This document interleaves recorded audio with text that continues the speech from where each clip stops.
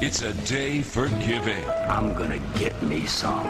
A day for sharing. The Austin 316 says I just ripped your... A time to tell that special someone how you really feel. I hate Austin! Vince McMahon, I know you hate my guts, and I feel the same way about you. Austin, McMahon, a steel cage. WWF St. Valentine's Day Massacre. Live on pay-per-view.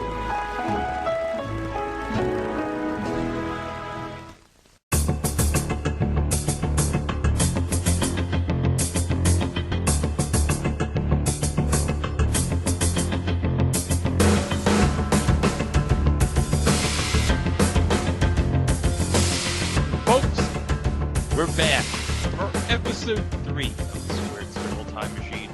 Greg here with Dane. And Dane, we've had a lot of big things happen in wrestling over the last week.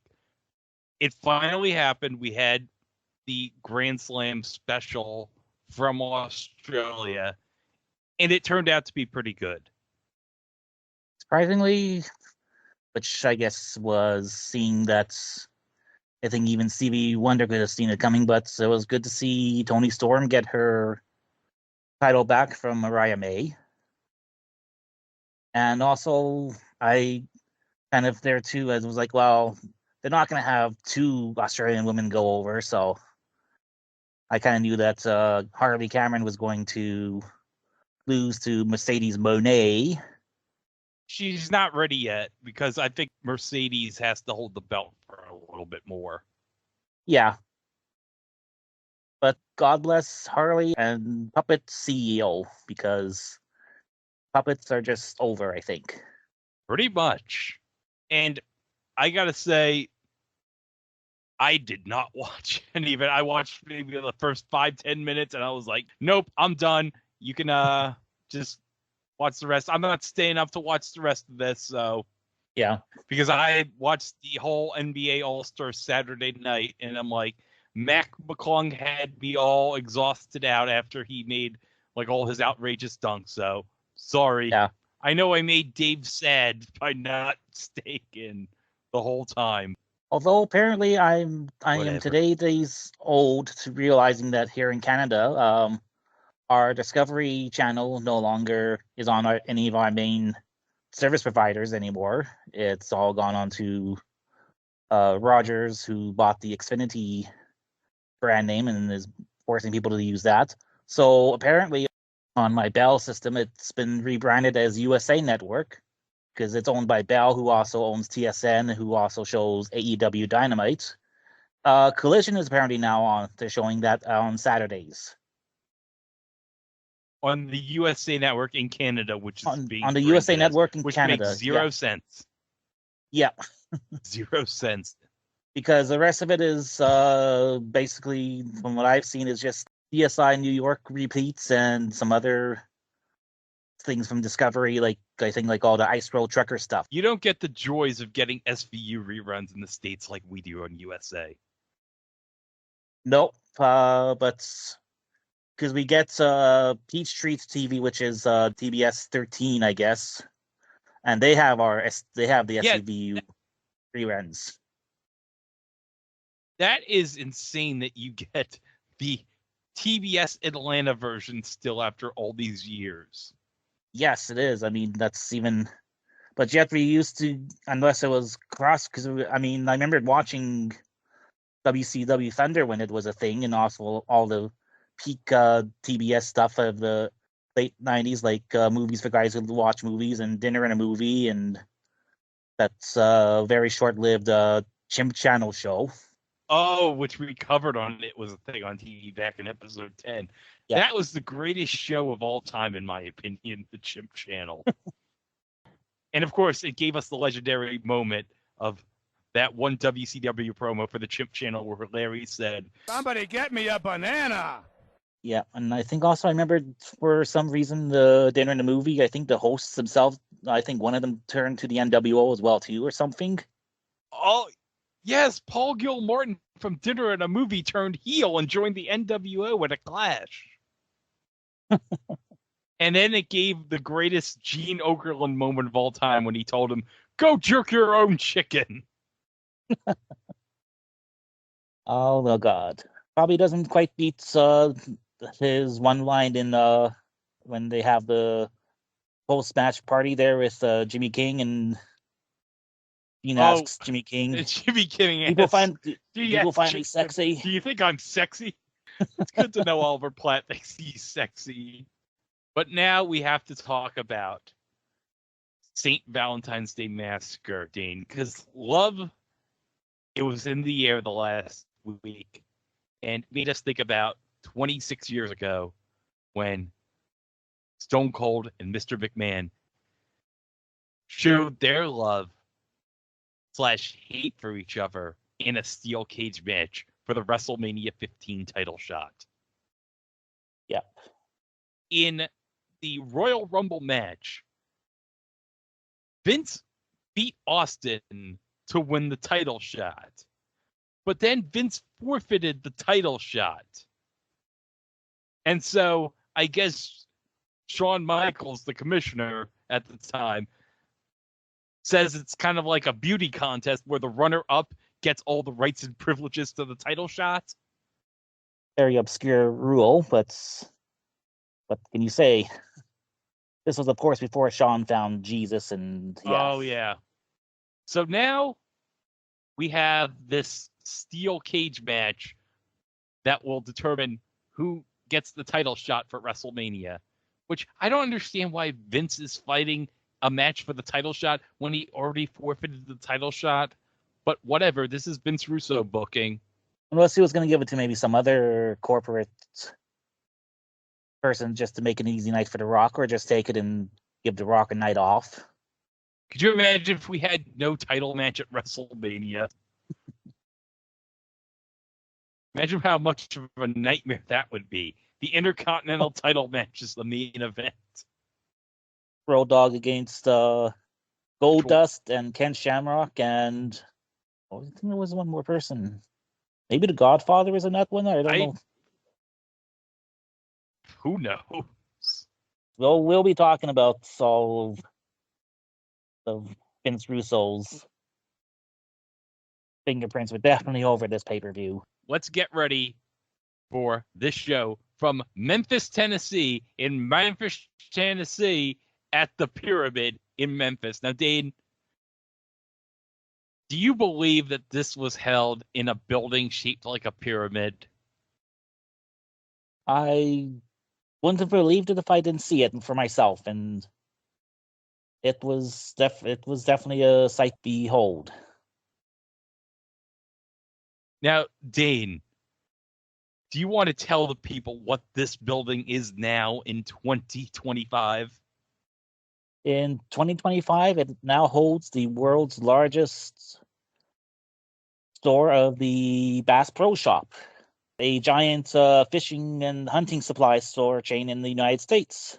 So you can get all your guns, you can get all your duck hunting stuff, you can get all your fishing equipment, you can get it all at the Pyramid, which is just as the Egyptians would have wanted back in the day.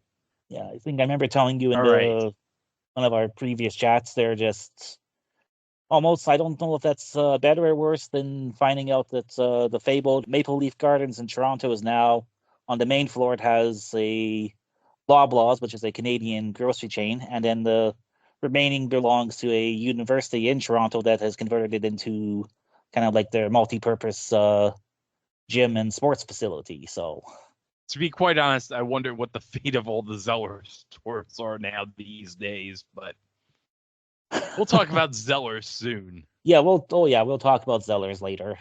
Our hosts tonight from the Pyramid are Michael Cole and Jerry the King Lawler.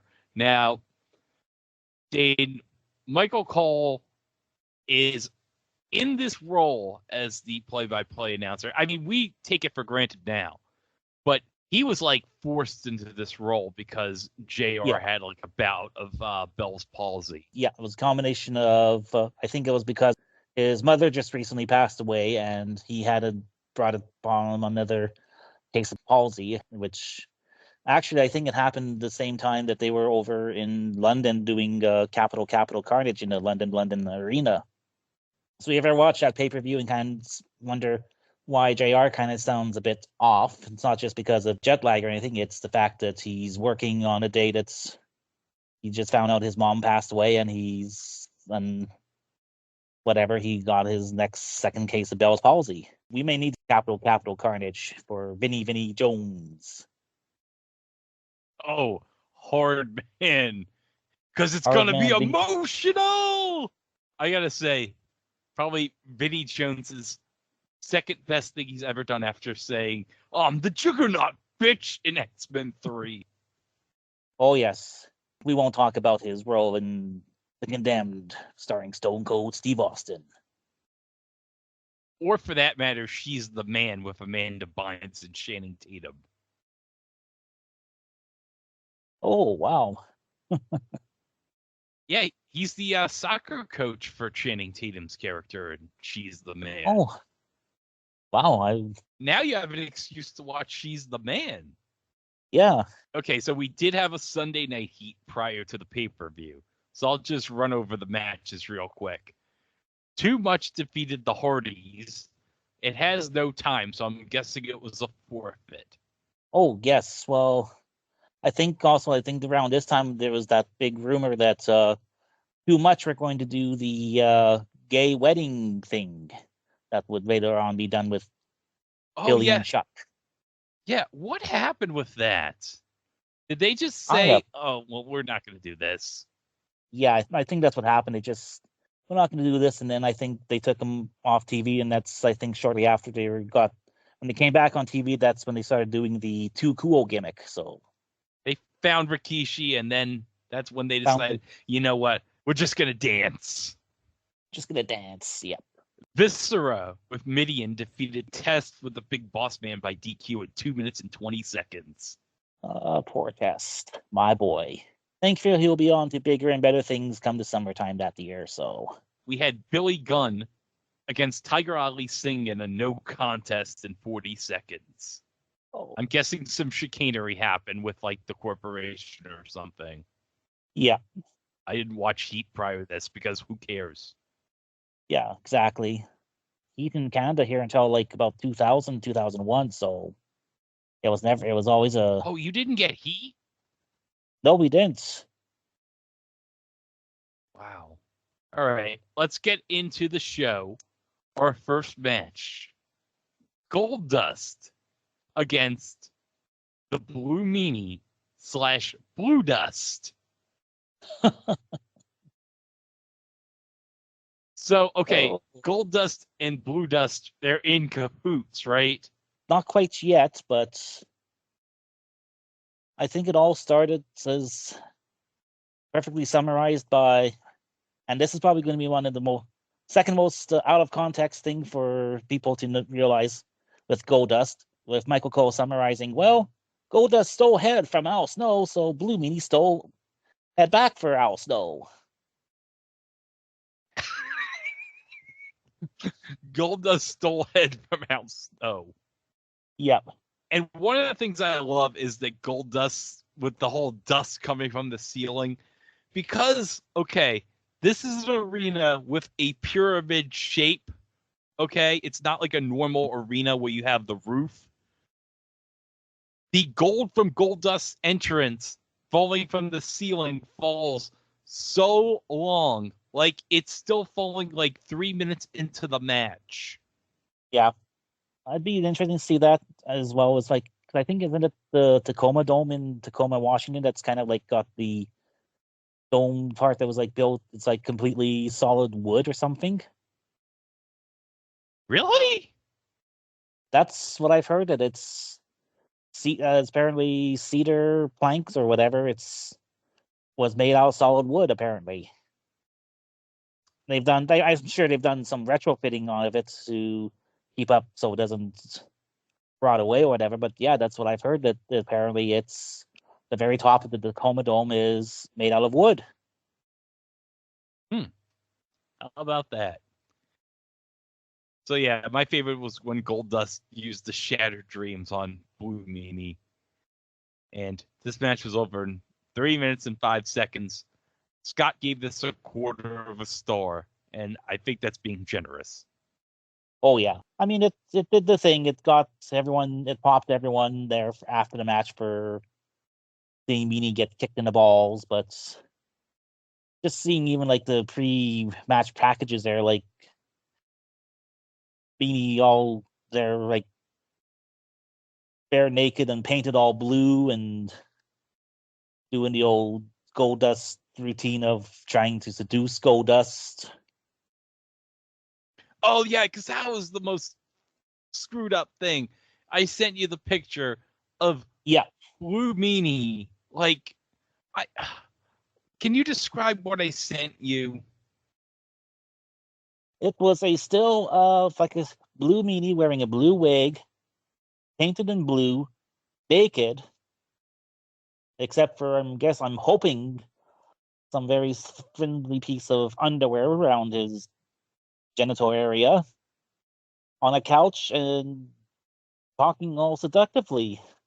And yeah, I mean, there again, it's one of those things. If you show someone presenting this out of context, it's going to be, what the hell is all this about?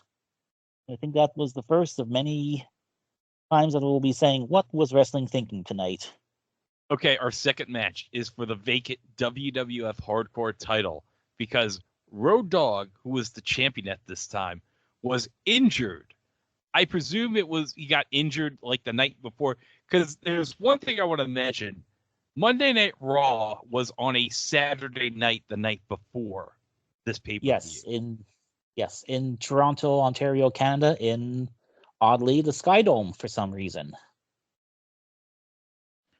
Yeah, did they not have the Air Canada Center yet in Toronto? Well, it wasn't built yet, and I think the only other decent arena would have been the old Maple Leaf Garden. So unless maybe they're having a dispute with the ownership group for having go in there, because I even just knowing that even like Peak Attitude era stuff, they were actually running house shows yet still in Sky Dome.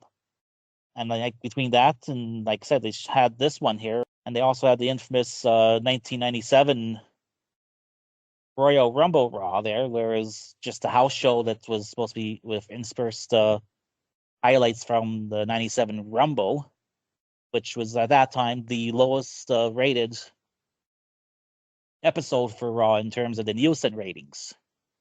And I think that's also when USA just was going to just almost at the brink of canceling Raw completely until they decided, well, we need to compete with TNT because now they got this new show called Robin Hood coming up, and then we got our other show coming here, La Femme Nikita. Vince, how do you feel about doing 2 hour Raws? Well, goddamn, Hal, sign me up. Because I don't think it became Raw is War until March, because I think in February we still had all those weird Raws. We already had the one that they're back at the Manhattan Center, but that was the ECW Invasion episode. And then I think we had the finals and for the European Championship tournament there with the magnificent match between Owen Hart and Davey Boy Smith. There you go, Davey. You got your title shot 2 years prior. All right, so okay, hardcore title is vacant because Road Dogg's injured. So we have Bob Holly and Al Snow. So it's the Job Squad Explodes, Dane. Yes. I had fond memories of the hardcore division from this time. I watched here again. It was a fun little garbage brawl. The one thing I like is that Michael Cole mentions that Bob Holly was a tag team champion for a cup of coffee, and he mentions that Bob was Intercontinental champion. Is he talking about when, like, the belt was held up with Jarrett? I believe that's what he's talking about there with the Intercontinental title. Yeah, but I don't think Bob was ever officially the champion for the Intercontinental title. I think that's what he's doing. But yeah, I think it was because I know with the tag team, it was him and the 1-2-3 Kid who won the 95 tournament or 95-96 tournament for him. That's what I'm thinking. That's Michael Cole was recognizing that weird period there with the Intercontinental title being held up or whatever. He's recognizing that as canon. Yeah. One of my favorite parts is, okay, Bob hits a fire extinguisher spray onto Al, and then when they go in the back, they're by a payphone, and Al says, "Hey, Bob, reach out and touch somebody," and he hits him with the payphone. That was my favorite part. And then Yes. Bob somehow finds like an empty like Budweiser like beer cooler and hits him with it. And then they go outside the arena, outside the pyramid, because the arena is like right by the Mississippi River. They start fighting in the Mississippi River. Yeah. Which is nuts.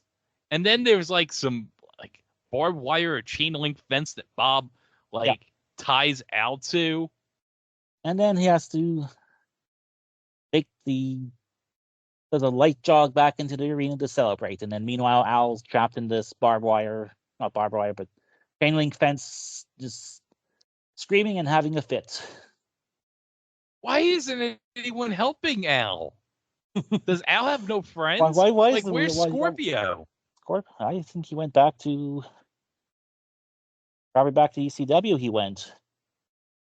But no, but then you got the cameraman standing there still filming Al there. Like, help him out there instead of just filming him. Yeah, get your damn camera down and help Al get out of the chain. Come on. Exactly. But this is where Bob becomes Hardcore Holly. Yep. And this is where, like, the next, 7-8 years of his career are made from this point on. All thanks to this match. All right, so we go to a segment from WWF.com earlier where Undertaker's with the Ministry backstage. They're plotting something, I guess. We got big old Viscera there. We got Midian. We got Bradshaw and Farouk, also known as the Acolytes. And then not saying anything because it was forbidden by the Undertaker. The brood of Gangrel, Edge, and Christian. I love the STD grin by Edge. We all know it's going to pay off in the greatest promo of all time. Oh, yeah. But we'll get there. All right. Big Boss Man versus Midian. The Epic Corporation versus Ministry feud. Midian brought like an eye with him and brought it over to the announce desk. I don't know what that was about. I don't know. I think at the time, there too, that whole thing with Midian was weird and what are they trying to do with him? Exactly. I know he apparently came out and did some weird commentary, oh, I've seen things. So I don't know if he was going to be some kind of soothsayer in the Ministry but that eyeball kind of looked familiar. And I think I mentioned this in the chat that it almost looked like the eye that got used in the eye for an eye match between Rey Mysterio and Seth Rollins in the COVID era. Oh my God, I forgot about that. There's a lot of things about the pandemic era of WWE that I choose to forget. That is one of them. Before the match itself starts, we got almost Howard Finkel doing almost a sassy Samantha Irvin-esque intro for the Big Boss Man, going, the Big Boss Man. Boss Man wins the match. But after the match, the Ministry kidnaps the Boss Man? Yeah, that's what happened. The rest of the Ministry gang rushes the ring. Taker standing in the aisle way with his theme music playing, and about a dozen laser pointers are pointed at him because it's dark and spooky, and nothing helps get over a new spooky Undertaker like a dozen red lights on him. Yeah, well, this is 1999. This is the era of laser pointers. Thank God we don't have laser pointers anymore. Thank God they're not big anymore. Because probably all the arenas were like, we don't want this shit. Yeah. Let me see what Scott gave this. He gave it -2 stars. He gave the Bob Holly Al Snow match earlier a 1.5 stars. So this is a real downgrade. Oh yeah, exactly. Because it was, I mean, halfway through the match there was actually a boring chant too. So, and then basically you got evil big boss man dressed in black. You got Midian, who's kind of like a dressed in black. So it's like, who exactly is the face in this feud? Is like Midian de facto? I'm guessing Midian was de facto face. Next, we have for the WWF Tag Team titles, Owen Hart and Jeff Jarrett defending the titles against Mark Henry and D'Lo Brown. And Dane, the night before this pay-per-view, we had a new lady for Mark Henry as a gift from D'Lo Brown. Who is that gift? It is the former Tina Ferrari from Glow, now with her name Ivory. What a nice gift by D'Lo Brown. That's probably the best gift I could have by getting Ivory. Oh yes, he knows how well to will be your wingman. And I gotta say, Ivory's probably the best thing that ever came out of Glow. The second best thing to come out of Glow was Hollywood, because she was in that Plumbers Don't Wear Ties game on the 3DO that the AVGN famously did. Yes. Take your damn clothes off. Did you know, Dane, they remastered Plumbers Don't Wear Ties for the PS5? Oh my god. I'm not kidding you. Of all what the do games, you have to remaster? It's just a game with photos. Yeah, it's just a photo game, and it's a point and click game. I mean, at that rate, you might as well try and remaster Hong Kong '97.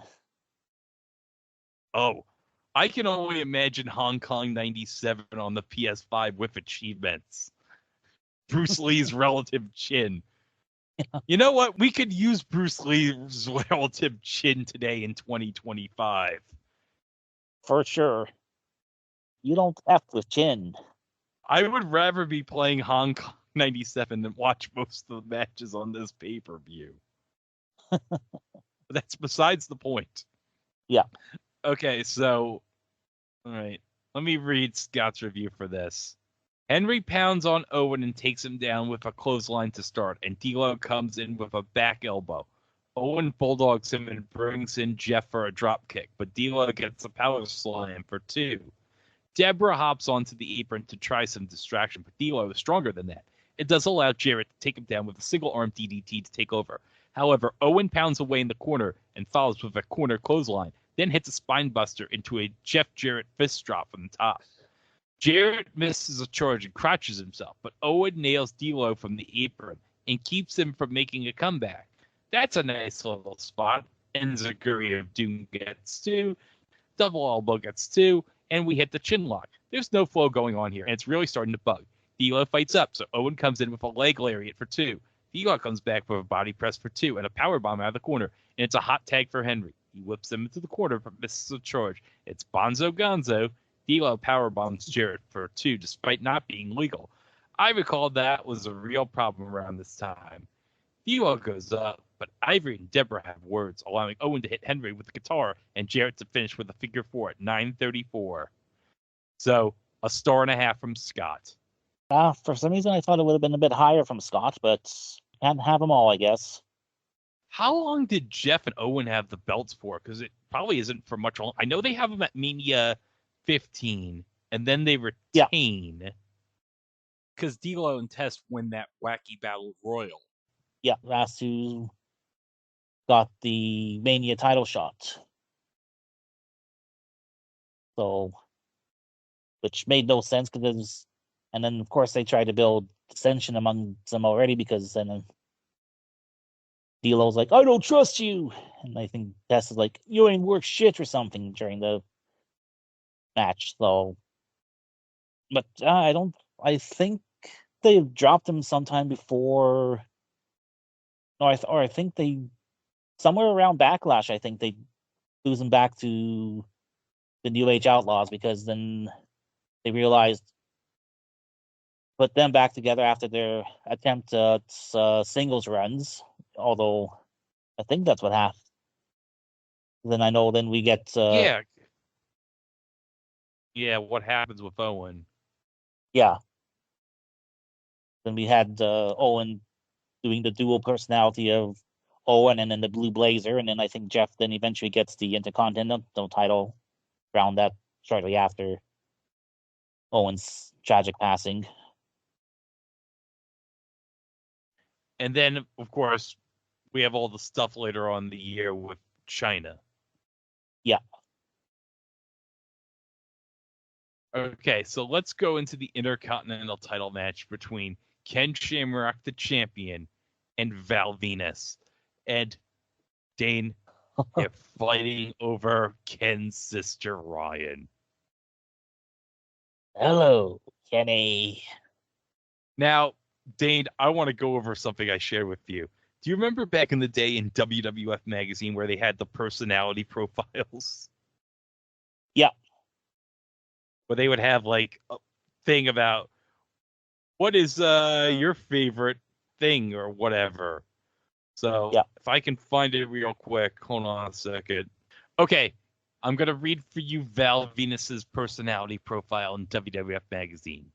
Favorite band/singer? Whoever plays that cool background music in my movies. Biggest thrill in life? Was it that foursome on the golf course? Person you would most like to meet? The late, great John Holmes. Favorite sport besides wrestling? Baseball. Yeah, I know why. To get to home plate. Yeah. And his favorite athlete is the big unit Randy Johnson. And my favorite is best advice ever received. Give your best shot for the last scene. If I could have done it differently, I would have. I've done it every way. Now, Dave, you're going to love his secret talent. Val's secret talent is carrying 12 donuts with no hands. You get it? I get it, yeah. How?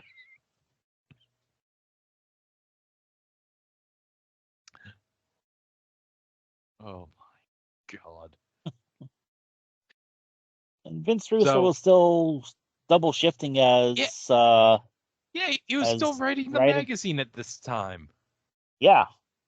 That would have been better for Raw magazine at the time. Since that was the magazine for mature readers. Oh, yeah, I always felt like I was doing something dirty because I was reading Raw magazine. Yeah. I was reading the magazine you don't want to read. Yeah. Don't forget to send the cash to Vic Venom. Bro. I remember reading it in the magazine, like, I think they did an angle where Vic Venom ran like his own like newsletter for a bit. Yeah. Yeah, I'm not kidding. Vince Russo worked an angle where Vic Venom went into business for himself and he started a newsletter. Was that around the same time that we had his few appearances on Livewire as well, too? I think so, yes. Okay, so Billy Gunn is the special guest referee. Okay, I guess it makes sense. Have Mr. Ass be your special guest referee. Yeah, he was involved because he won the Intercontinental title from Shamrock. And the night before on Raw Saturday night, I guess all the referees, Ken Shamrock has been going psycho on them, just belly suplexing them left and right because he don't like the idea of a porn star dating his sister. And senior referee Earl Hebner said, "Nope, none of our referees are doing this. We don't want to be anywhere near Ken Shamrock when he snaps." So I think Billy Gunn was like, "Okay, I'll do it. Everyone else in DX has something going on tonight, so might as well get me involved." All right, Dane, I got to get to the best spot of the night. Okay. So Ryan is trying to help out Val in the match, and this pisses off Ken at one point. And he goes to Ryan Shamrock and says, "What are you doing? Blood is thicker than water." And then he says the immortal line, "Slap me." And Ryan promptly slaps him. And then I think shortly after that, so Billy and Ken get into some kind of argument, and Ken pushes Billy, who's still wearing the referee shirt, and we get, I believe, a small package from Val and a very dubious quick 3 count from Mr. Ass.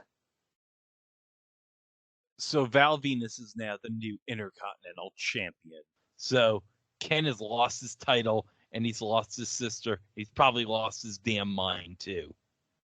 But just to make sure that he was, just to show that he was an equal opportunity offender, Billy Gunn comes back after being chased away from Ken Shamrock and beats down the new champ and stands over him and does a bunch of pelvic thrusting and crotch chops at him. Oh, that's good. Yes. So, Dane, I need to mention, we had a promo for a shirt A t-shirt during this pay-per-view. yes. We had a promo, a t-shirt, a Mr. Sacco t-shirt. Ah, yes. Not just a sock, it's an adventure. What are you going to do with a Mr. Sacco t-shirt? Well, it makes more sense than an actual Mr. Sacco sock. Okay, Dane, I need to tell you this true story. So last year, during the Mets playoff run, I was watching like old YouTube footage of Mets playoff games. I was watching a playoff game against the Arizona Diamondbacks from 1999 on ESPN. And then randomly during the game, I see this promo for WWF No Mercy on DirecTV. And the announcer says, if you send in your DirecTV bill that shows you ordered the pay-per-view and mail it to this address, you get a free Mr. Sacco sock. What are you going to do with it? There's only one sock. Yeah, there's only You one can't sock. wear Mr. Sacco. Now, I wonder if they actually got around to marketing like an actual Mr. Sacco sock, because that would be quite the money grab when you can just make your own for less than $1 if you just buy like a bag of tube socks from your local Walmart and a Sharpie. Yeah. I think on one of the Most Wanted Treasures episodes from, I don't know if it was season 1 or season 2, they actually had like, as one of the things, like to find the original Mr. Sacco sock. Oh my god, that probably would be to what? See if it has like a cure for COVID on there or something. That's gotta be like a. It's gonna be like a rank. Wait, hold on. Can you rank imagine sock. the cure for? Wait, hold on a second. Could you imagine if the cure for COVID was inside Mr. Sacco? Or like all the cures for all the diseases in the world were held inside Mr. Sacco. Needless to say, what would anyone want a Mr. Sacco t-shirt? But if somebody has that shirt in 2025, I bet it's worth like big money. Yeah. Although we'll talk about a questionable shirt later because I've got something to say about that one. And I think that's coming up in the next match here. Oh, wait a minute. I forgot to mention. I didn't want to have an, oh my God, we forgot about Conan moment on this episode. But I have to mention, because we just talked about Val Venis, the classic Val Venis Sellers promo. Oh, yes. Dane, do you want to describe what this is for? Well, first of all, explain something. Zellers was a Canadian department store chain, kind of like Walmart or Target and whatnot. It was like a cheap, affordable discount department. Like they sold clothing, they sold toys. I think some places they had basic grocery items, and well, it was back in the prime days. They also even had a restaurant as well too that supposedly served a pretty mean hot hamburger sandwich. Kind of like a Kmart, basically, too. And ironic, they got bought out by Target when Target tried to come into the Canadian market And unfortunately, that didn't last too long, as Target underestimated, I guess, that Canadians were going to buy into their stuff, and they weren't selling any of the good stuff that I guess that a lot of the Targets in the US had. So they scuttled the whole thing within 2 years.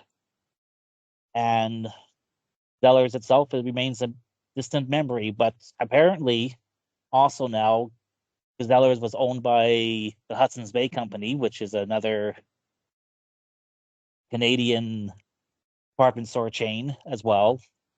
And they actually have roots going all the way back to the fur trade of the 16 and 1700s, but that's another tangent on its own. And they brought back some of the Zeller stuff last year as just like a small pop-up in some of the Bay stores. And now what this all has to do with advertisement that we yes. hope.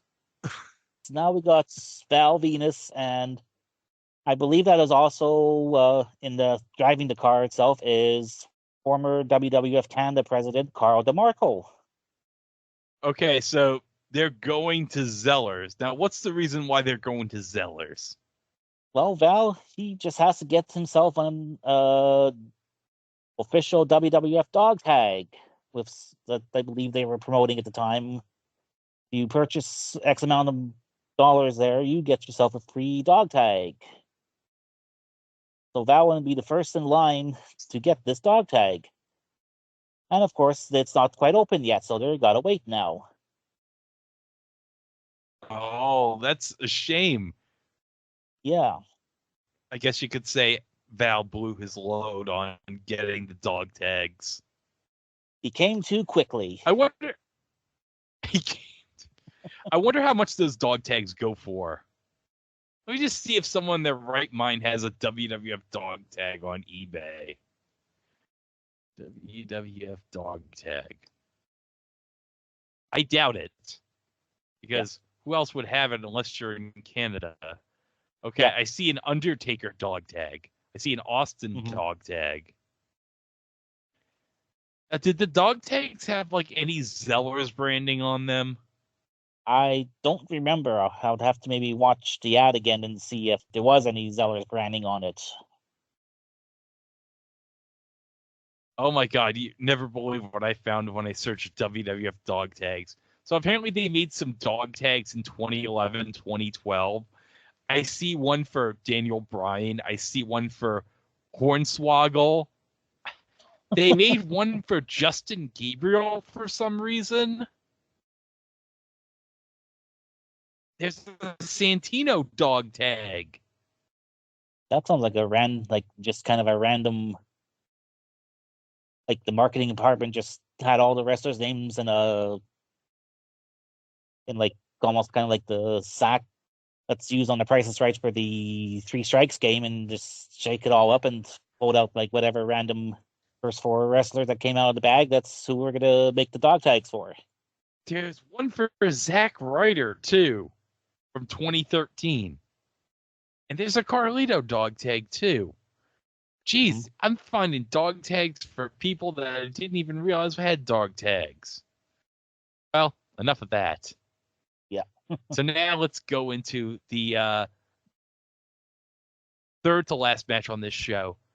Triple H and X-Pac are taking on China and Kane. Now, Dane, China had just turned heel on DX and joined the corporation. She wanted money. She wanted that, to quote Jimmy Walker, money. Money. So I have to mention this. Okay. Michael Cole mentions this is the first time a woman is competing in a match with a man. Yeah. And I'm like, wait a minute. Did I just imagine the WrestleMania 6 mixed tag match? Did I imagine Luna at WrestleMania 10? We also imagine Luna and Mark Miro against it was Luna and Goldust against Mark Miro and Sable at WrestleMania 14. Yes, the year I prior. forgot about that. But yeah, it's like, wouldn't that have been the first time? But Dane, you had an explanation for this. Yes, my explanation was first time that a woman is on kind of equal footing with the men in the match, where she can actually face the men in the ring, as opposed to before they had what they still use for the mixed match tag rules, where men only fight the men and the women fight only the women. So this is coming off the heels of China being the first woman to compete in the Royal Rumble itself, too. I think if I remember correctly, she won number 30 because she won the corporate Royal Rumble, which it was between every member of DX and the corporation. Yeah. And I forget what happened, but it's like someone for the corporation won. I forget who it was. But then Shawn Michaels said, it's every member of DX and the corporation. There's still one more member of DX that hasn't competed. Yeah. And it was China, which I thought was like a real clever way of it's a swerve, bro. Yeah. So Kane is like, at this time, he's being controlled by the corporation because he might be sent to the loony bin. Yeah, because both Paul and Big Brother Taker have forsaken him and running off doing ministry stuff. So Kane is kind of a monster alone until Vince decides that I can use this big red monster myself, but you better hold it. You better stick to the plans, pal, or back to the loony bin you go. I wonder, was this covered in that Kane book, this period? Speaking of the Kane book, I'm really hoping that this luchador master that Dominic has referred Chad Gable to teach him in the dark arts of lucha is the famed Spaniard who trained young Glenn. Young Glenn Kane. Glenn Kane McCalloway. Was that his kayfabe name, Glenn Kane McCalloway? I believe so, yeah, because it was explained, that's the Calloway brothers, I think, because Kane was his mother's maiden name. Oh, okay. And Calloway was the father's name. The question I want to know is, how the heck did Kane go through high school severely burned while, attracting Katie Vick? Well, as we found out in 2000, I think it was 2005 when we had the unmasking of Kane and found out the scars weren't real. This sit-down interview with Jim Ross. They were just like those doctors, Jim. You don't believe I had the scars either. Can you describe this match for me? Well, first of all, we got Triple H and X-Pac coming out to the usual DX theme, and Triple H doing his Michael Buffer impersonation, except we got him calling out China, telling her, come out here and get your ass kicked, you big jacked up bitch. Much to a monster pop from the crowd. As well as we had a few what was wrestling thinking sign moments there, where we had both transphobic signs of China is my father and China has a key. Oh, yeah. And I think I remembered seeing someone from security promptly taking away those signs, I believe. But then we get Kane coming out to his entrance theme, and then we have China coming out to the corporation theme. And then we have Triple H taking off his DX jersey to reveal a China shirt, which was the China Syndrome shirt. I want to know, did anyone ever unironically buy a China Syndrome t-shirt? Yeah, someone had to.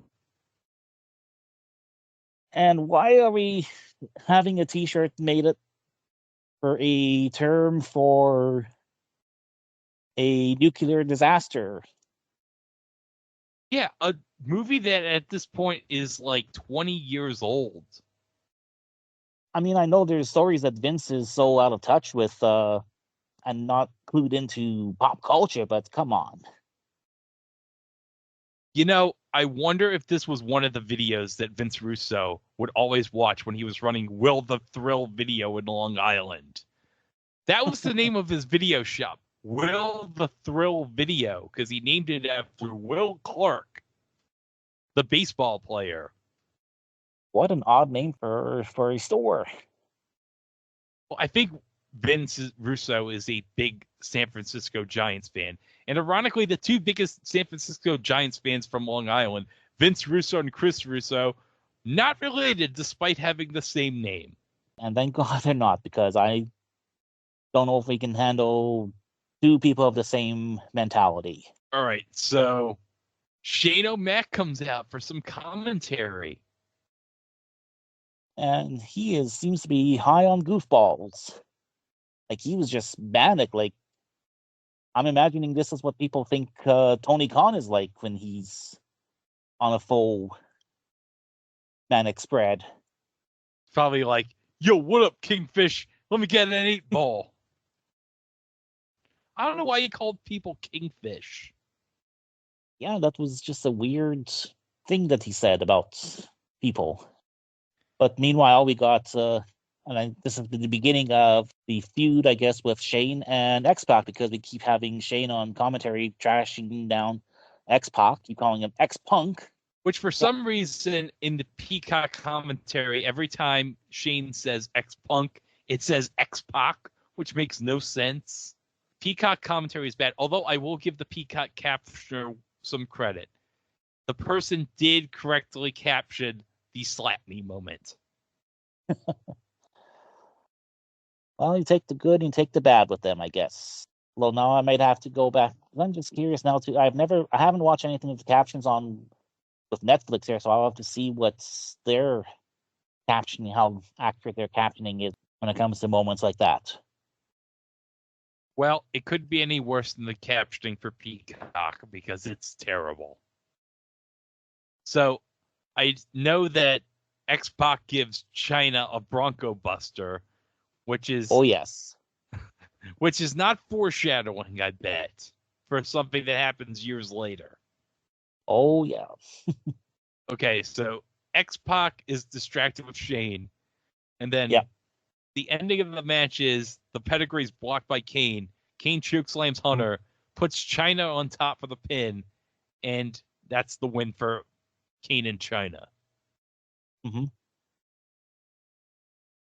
So Scott gave this match 2.25 stars.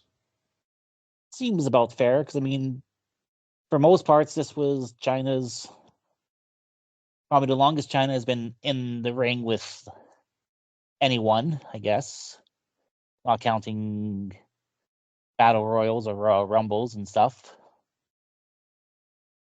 And wasn't too bad of a match, I guess. It just typical corporation screwy finish, though, I guess, notwithstanding. So, but it was nice to see Triple H actually put over his, at the time, girlfriend / wife or whatever before all the unpleasantness begins with their relationship falling apart eventually.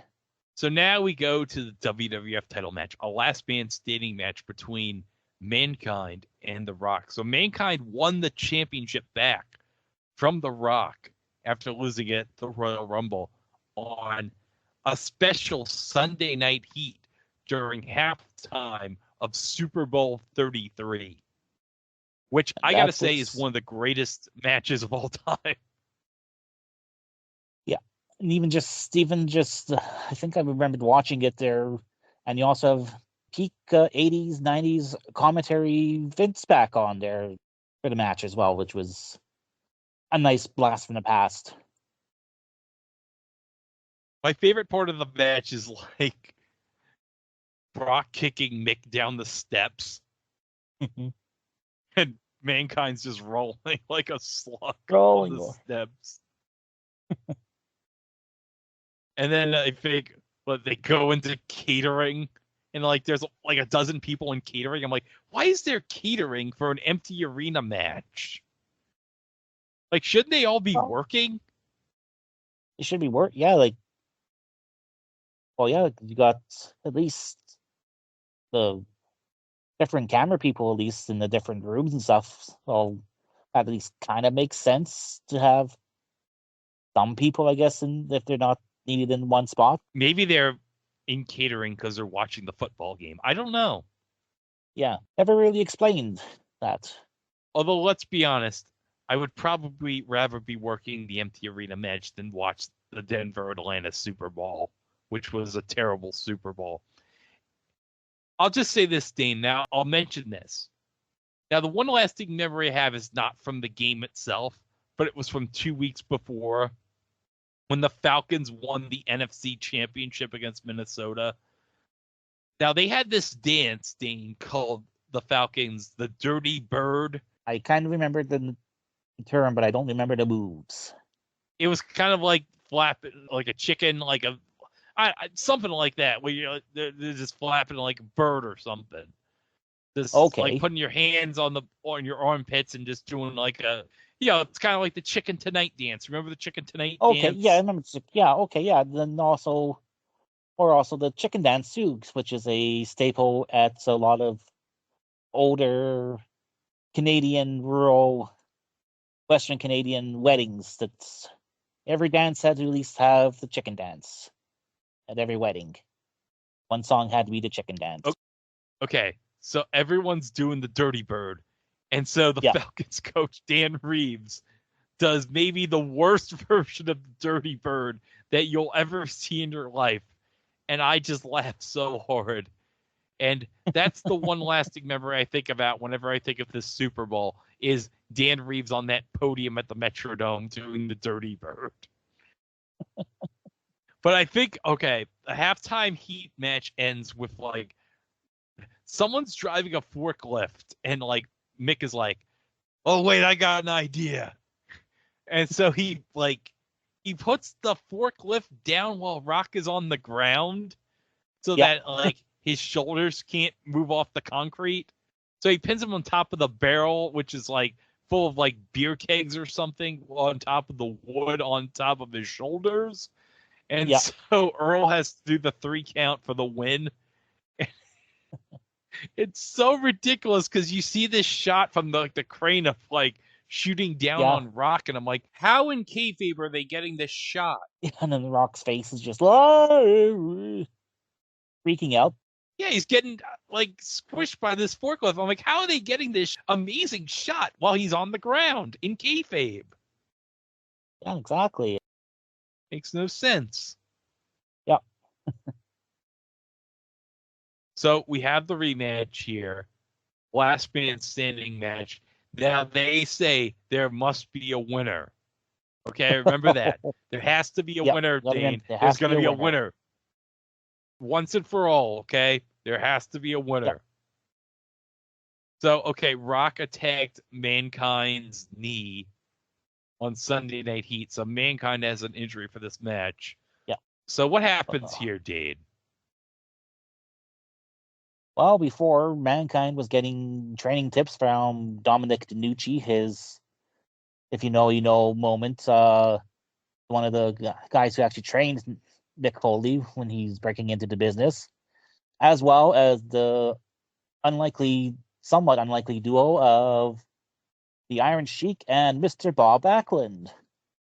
My God. Well, you know what? I wonder if, like, Bob and Sheiky talked about how Sheiky paid off Arnold Skaaland to throw in the towel that night at the Garden. I wonder if they hashed things out over that. I'm hoping they did it even before that their partnership resulted in the co-management of the Sultan, also known as Rikishi Fatu in a mask. And in kayfabe terms, also his tongue cut out so he couldn't speak. Would have been much better if it was Pat Tanaka in a mask. Oh, yeah. Various Rock pummeling Mankind spots that's almost, thankfully, didn't make me wince and cringe like they did at the Rumble. Also because watching the Rumble, I then get flashbacks to Beyond the Mat when they're intersplicing this shot from the crowd there with Mick's wife and kids in the crowd. And we get The Rock also doing some quick commentary as well, too, talking about how give Mankind a serving of a rock burger with some rock fries and a rock shake or whatever. And one of the better spots of them, or entertaining spots of the match, is Rock has Mankind down on the mat, and he decides to bust out. What I understand was something he did on the house shows a lot was the singing of SmackDown Hotel to the tune of Elvis Presley's Heartbreak Hotel. And once Rock is trying to get on to the next line of the song, he gets the mandible claw Socko in his mouth, and he's so on the mic, and he's making it was like, well, Rock so feels so lonely, the Rock feels so lonely, he could gagging and choking as the sock is fully shoving it down his throat there. And I think it's at the one point there, they pretty much did the standard now of, I think Foley also tried to do a version of the People's Elbow, but I think Cole called it, for whatever reason, he called it the People's Sock or something like that. People suck. And to think that this is like Michael Cole, I'm not gonna. I mean, I know a lot of people at the time loved Jim Ross and gave Michael Cole some undeserved flack because of that. And this is his third pay-per-view that he's taken on here. He's only been doing Raw for a few months. The most he's had on Raw was maybe like an hour with Kevin Kelly. Yeah, and even then, he wasn't the play-by-play man. It was probably Kevin doing most of the work. Yeah, exactly. And at that time, he was just doing all the recap show, like he was doing Livewire and probably Superstars voiceover. I mean, really, when you think about it, when Michael was hired, he was basically the replacement for Todd. Yeah. I think, wasn't it Todd who actually recommended him for the job? Yeah, because I think Michael was working as the newsman on Todd's radio show on WPLJ with Scott Shannon. Okay. So I think that's how he got the job, was Todd recommended him to Vince. So it's kind of funny that, like, Michael Cole's been with the company for like 28 years, and in a weird way, we have to thank Todd for it. Yeah, exactly. And out of that 28, I was astonished to find out in that 28 years, he's only missed 3 days out of work. Like he had some kind of surgery during around September 11th. And then I think one other one was, I think his son's graduation or wedding or something like that, or adoption, I believe, or.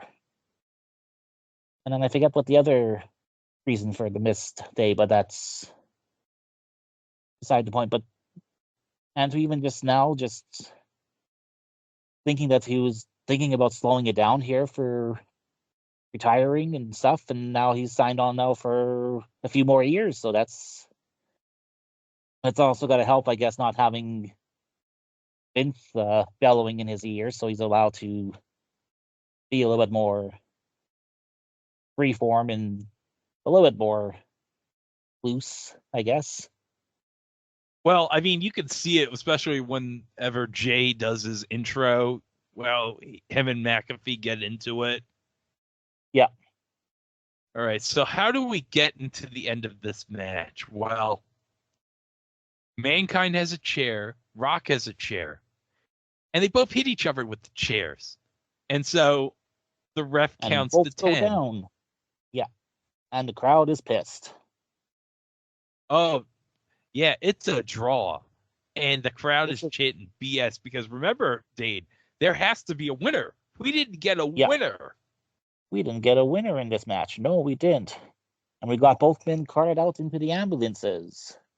Well, I don't know how we're going to have a WrestleMania main event. I mean, we don't know what the championship situation is, and if Vince wins, we're fucked. Well, hey, we can have European champion X-Pac face Shane McMahon in the main event. Oh, that would be great. Can you imagine X-Pac Shane McMahon for the European title main event at WrestleMania 15? That's going to sell all those tickets in Philadelphia. I'm sure the Philly crowd's going to love it. Dane, have a great idea. It's a shame that in 1999 we didn't have Gritty, because, you know, my idea would have been, if I was booking WrestleMania 15 in 1999, if Gritty existed. Pete Rose in the Gritty mask. Everyone goes nuts for Gritty.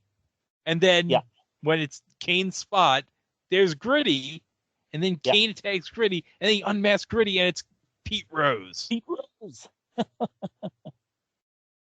So we have the steel cage match between Stone Cold and Vince for the title shot at WrestleMania 15. And we have a black bar cage for this. And that was, because I thought I saw in the promo package for DX and Corporation tag match there that it looked like by that time they were using the chain link fence version of the steel cage now on TV, at least. Yeah. For the longest time, they always used the blue bar version. Well, there's probably a reason why they're using the bar cage, which we'll get to when we get to it. Yeah. But it's all painted black, so I'm guessing they must have given this cage a paint job. I'm guessing that's what they did too, because I don't think after this, we don't ever see the black or blue steel barred mat one cage again. Dane, we get it one more time, and you know where we get it? The Kennel from Hell. Yes, we get it from the Kennel from Hell. Oh no. That means we're gonna have to review that show and that match probably now. Somewhere down the line. We cannot review. We can just review the Boss Man's entire heel run. We don't even have to worry about the show. We could just do the Al Snow Pepper angle. We could do the whole thing, and then we could just talk about the Boss Man feud when Boss Man wrote that touching poem about Big Show's daddy, which I'm going to be honest, Dean, I watch that probably once every year, and it always brings a tear to my eye. The tear in my eye, I'm glad to say. Your dad finally croaked. Soon he'll be buried and eaten by worms. You know what? When somebody I absolutely despise dies, I'm going to post that promo the moment that person dies, which there are 5 people that I despise on planet Earth. You can take a good guess if you listen to It Was a Thing on TV, which 5 people I despise. All right, so now we're into the cage match, and they take a fuck ton of stalling in this match. It takes 10 minutes. They're fighting in the crowd. They're fighting in the announce table. Who was the referee for this match again? Oh, it was Mike Chioda. Mike Chioda did a crap job trying to maintain order and get them in the damn cage. Yeah, well, I understand you got the boss there, like, basically trying to bait Austin to come in, a little nervous that the boss could fire him if he actually let Austin into the cage. But this is almost kind of like, felt like a little bit of old school Memphis style heel stalls and face stalls, and not quite along the same. I mean, I guess we could have had Austin's trying to sing and entertain the crowd, but that wasn't character for Austin at the time. I'm thinking back to one of the Andy Kaufman moments there where he got I think it was the boxing match there with Jerry Lawler, and he's debuts I'm the king. I'm the king. I'm the king. I'm the new king of Memphis, Tennessee. I knocked that Lawler out last week. Until we finally get something going on where Austin and McMahon are climbing on the cage, and McMahon decides to take a table bump onto the main announcing desk, I believe. No, it was a Spanish announce table because I know Okay, the Spanish. Hugo Okay. took it like a giant bump. Oh, God Yeah, bless you. they would never break the main announce table. Are you kidding? Not for the boss. Because now we got the rest of we got backstage staff coming up. We got a rare rare for the time appearance of former 80s and 90s stalwart Tony Guerrera. I was expecting Tony to say Vance. Aunts. And or foreshadowing watching... towards the end of Mr. McMahon's $1 million giveaway, where the set explodes and falls and stage crashes on him, and then he's on the ground. He's like, Paul, I can't feel my legs. So I think I know OSW reviews been referring to that lots lately. I literally forgot about McMahon's $1 million giveaway. That was so terrible.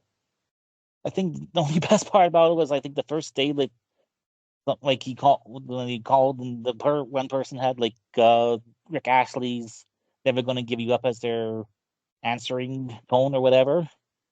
Yeah, if I were WWE, I would just pay to get the rights for "Never Gonna Give You Up" and just have that play whenever that's streaming on Netflix or whatever.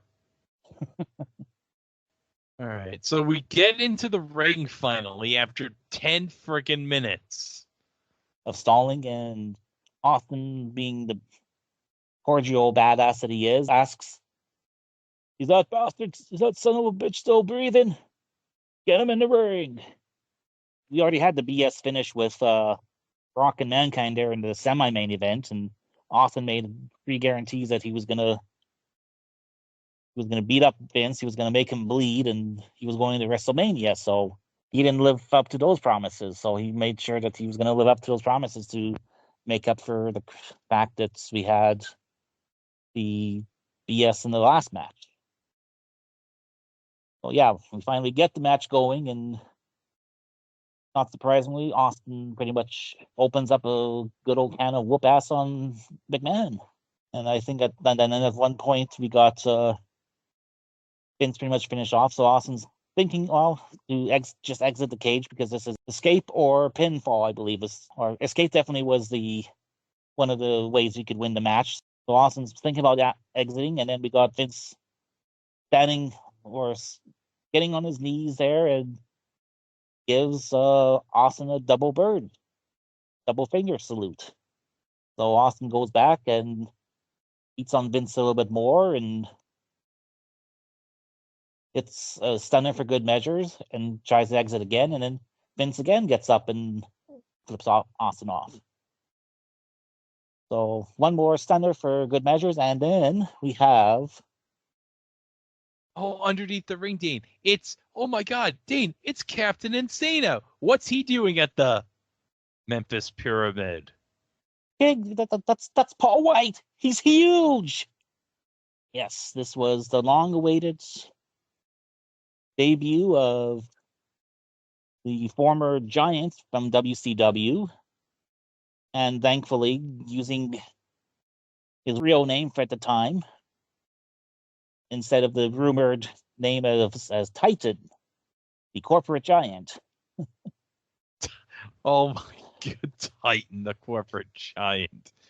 The funniest thing too, I think what would end up being the Giant's last match in WCW on Nitro against Kevin Nash.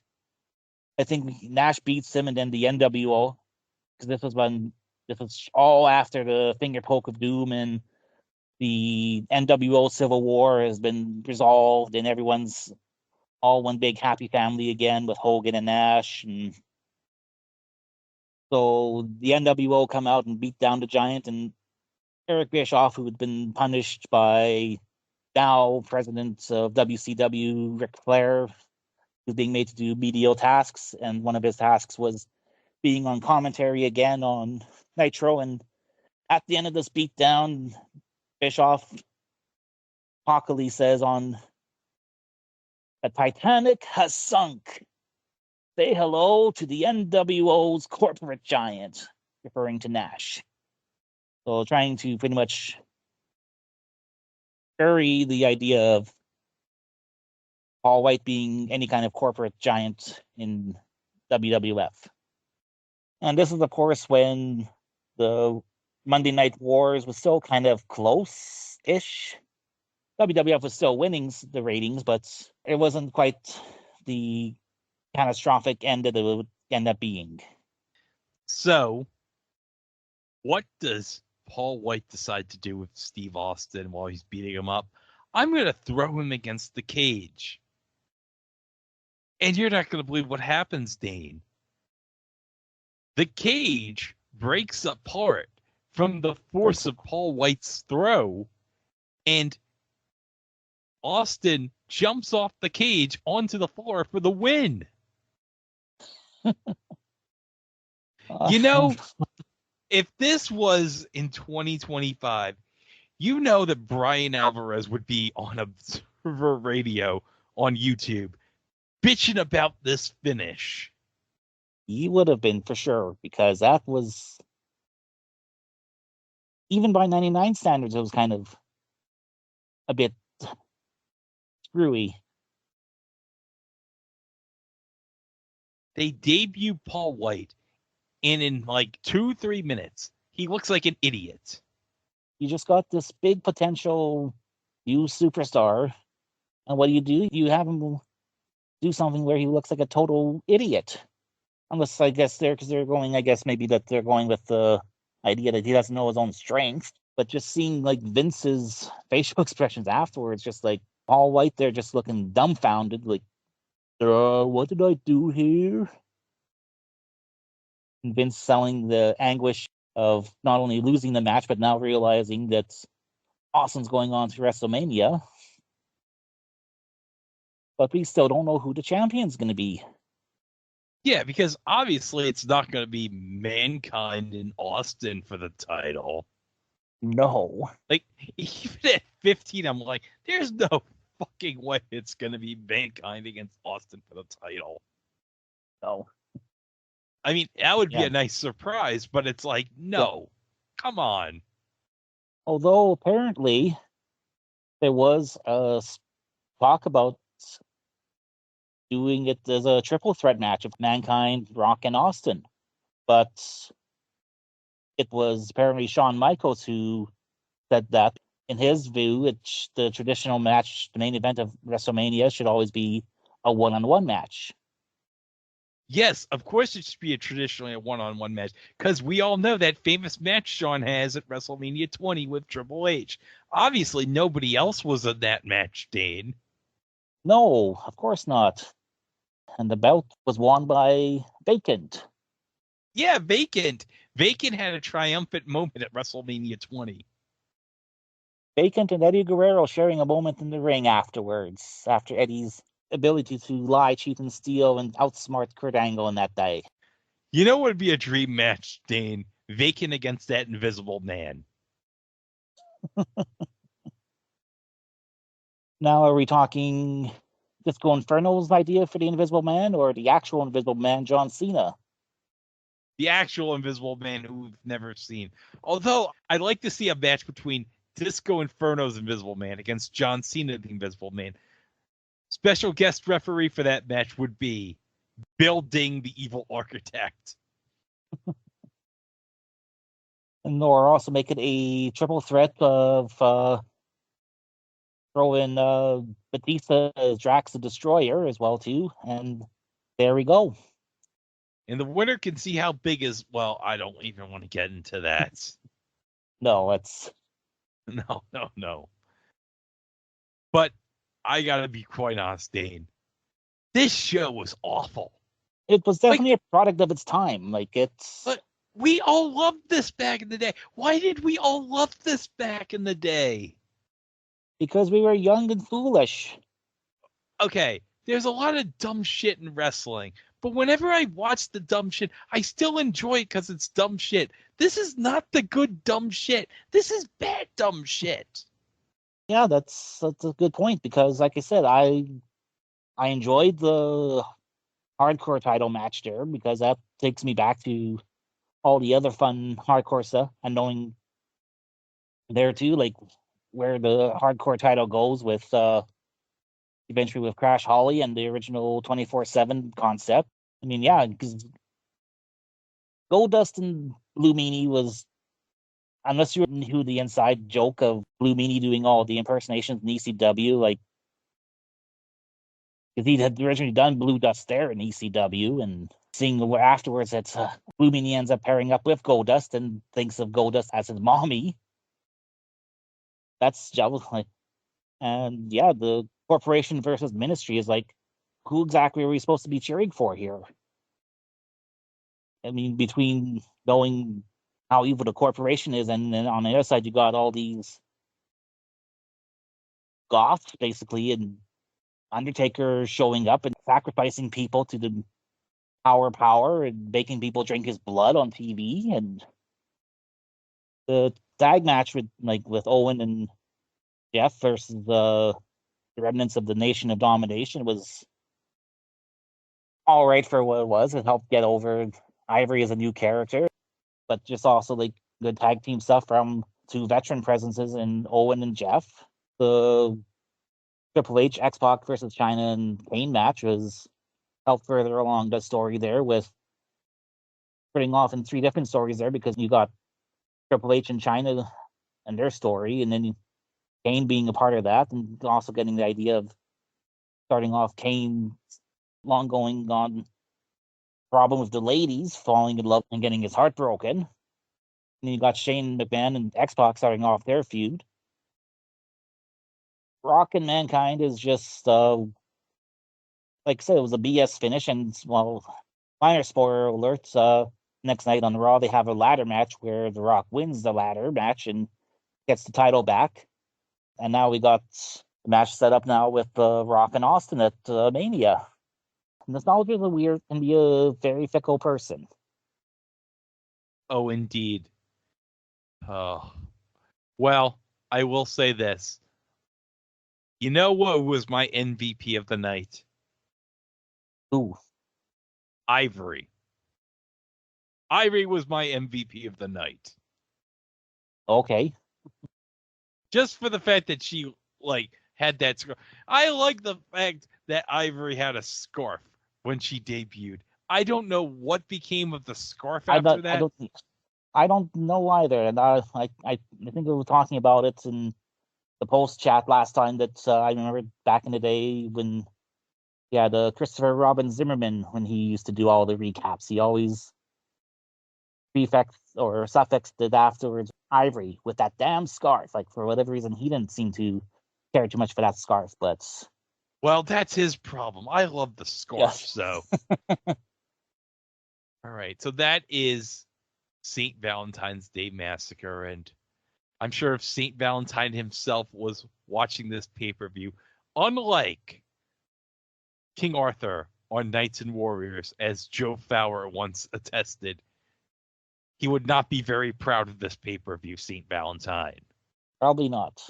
So that does it for episode 3. Now, Dane, for the next episode, we have its 30th anniversary coming in this month of March.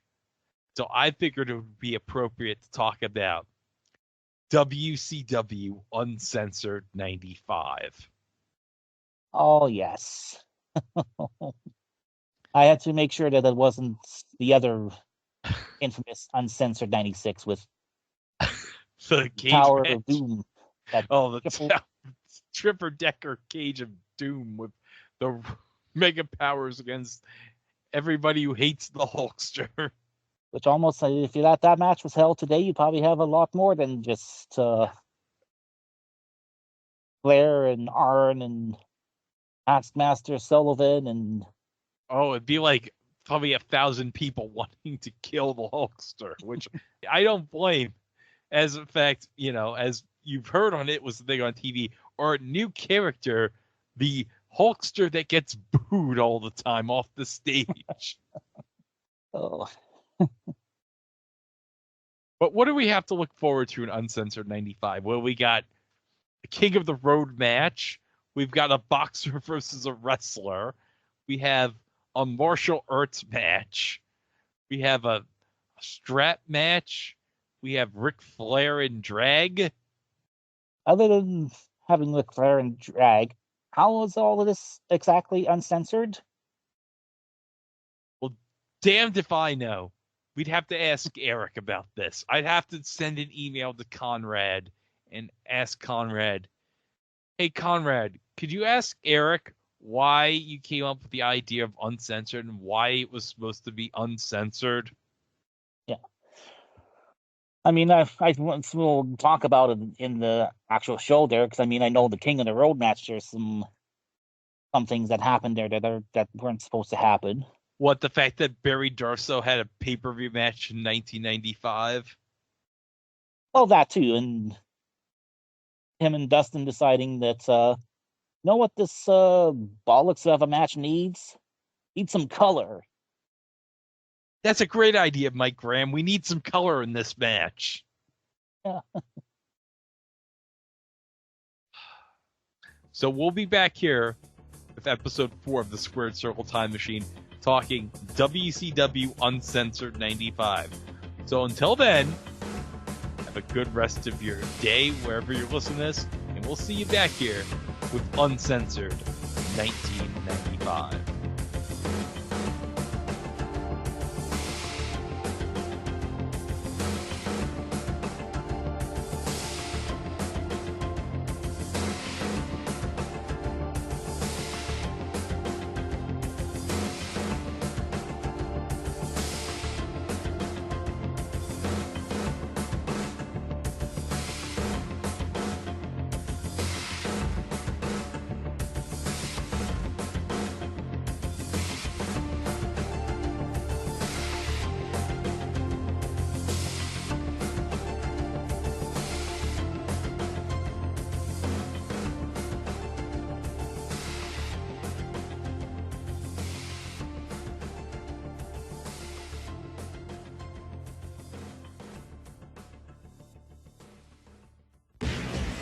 Hello, Zellers. Val, baby, what are we doing here so early? The store isn't even open yet.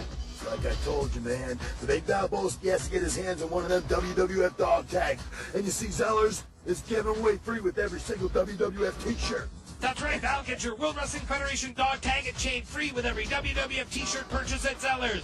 You better hurry. It's a limited time offer. Open the doors! Dog tag and t-shirt.